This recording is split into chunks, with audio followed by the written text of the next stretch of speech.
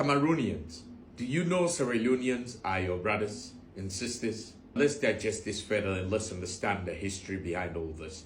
When our forefathers returned to the land of Africa as returned slaves, they settled in Sierra Leone, Freetown for the free slaves. That was their settlement. But when they came, they settled in communities. The Cameroonians settled. They were able to identify themselves by language. So was the Nigerian, so was the Gambians, and so also was that of the Congolese, the Ghanaians, the Beninois, the Ivorians, the Malians, everyone, Senegalese, every tribe settled in Sierra Leone by the identification of the tribes in communities. And what happened? As time went on, some of them returned back to their homeland. The first settlers were that of the Nigerians. In Frobe, they decided to move back to Nigeria. A lot of them left, but some didn't go.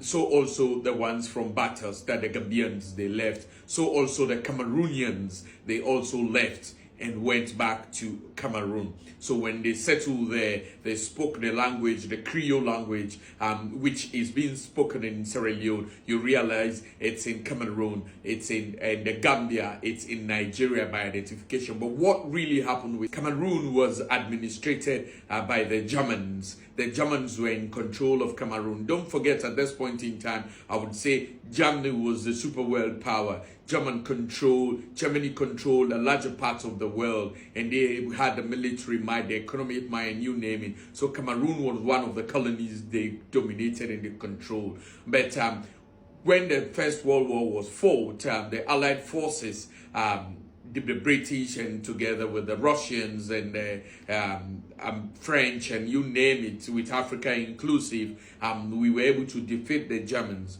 And when we did this, the Germans lost control of that of Cameroon. In 1919, Cameroon was divided into two, between the British and the French. The French part of Cameroon spoke French, and the British part of Cameroon spoke English. After but as time passed, as Africans realized who we are, we went for independence, and the French Cameroon gained independence in 1960. And whilst that of the British Cameroon, they had what they call a plebiscite, as you would rather call now people would refer to it as a referendum, but it was not a referendum, it's a plebiscite that was held, and they were asked whether they want to the British Cameroon, whether they wanted to return to Nigeria or whether they wanted to join the French Cameroon. With the British Cameroon divided into two, some parts of British Cameroon, that is the northern part, joined Nigeria, and that's of the southern part of the British Cameroon also joined that of the Cameroon, the French side of Cameroon. That is why today you realize that in Cameroon they speak two languages. They speak French and also they speak English. But the English-speaking Cameroon has what we call the Creole. They speak the Creole. The broken English there is differ from that of Nigeria a bit. I'll come to explain that in another video as to why the broken English in Nigeria is differ from that of Cameroon. The Cameroonians were able to uphold the raw version of the Creole, which is being spoken in Sierra Leone. What is the Creole, if you may not understand? The Creole is a blend of 70 to 75% Elizabethan English and that of 35% or 25% of local African dialect from different parts of Africa. That is the Creole. The original form of the Creole is being spoken in Sierra Leone, Jamaica, Trinidad and Tobago, South American countries largely, and that of Cameroon, and also that of Nigeria and some parts of Liberia, even though the Liberian one is a little bit diluted and that of Americanized in essence. So for Sierra Leoneans who don't know this, your brothers are in Cameroon. And also for Cameroonians who don't know,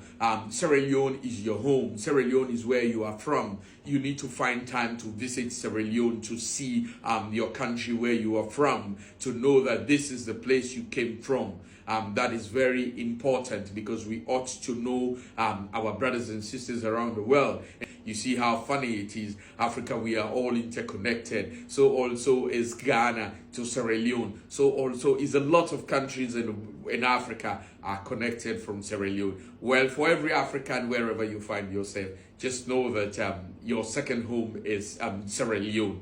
For as much as you may have a home you call now your first home, but Sierra Leone, the doors are always open to you whenever you come to visit your fatherland.